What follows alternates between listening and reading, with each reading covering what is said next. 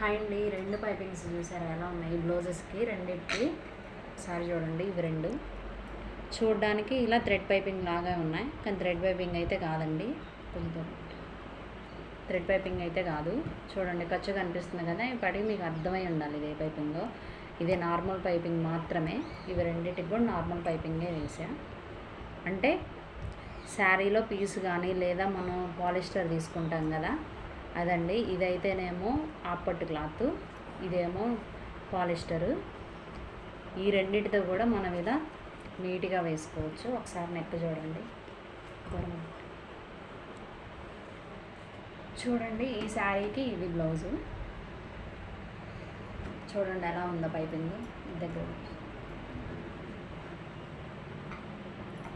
చూడండి పైపింగ్ ఎలా ఉందో.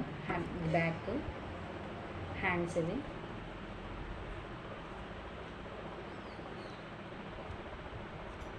నార్మల్ పైపింగ్ ఇలా ఉంటుంది.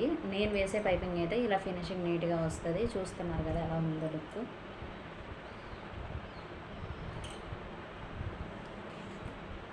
బ్లౌజ్ కూడా చూడండి ఒకసారి,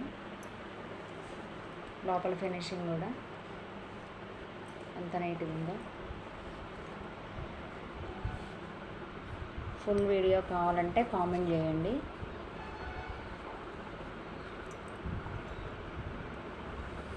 చూడండి బ్లౌజెస్ ఎలా ఉన్నాయో. నార్మల్ పైపింగే. ఇలా కుడితే మనకి థ్రెడ్ పైపింగ్ కూడా అవసరం లేదు. ఇవి రెండు కూడా నార్మల్ పైపింగ్సే. నార్మల్ పైపింగ్ అంటారు, లేదంటే గోట్ అని కూడా అంటారు. పల్లెటూరులో వాళ్ళు అయితే గోట్ అని అంటారు. చూడండి, ఇది ఈ విధంగా ఉంటుంది. నచ్చితే చిన్న లైక్ ఇవ్వండి, కామెంట్ చేయండి.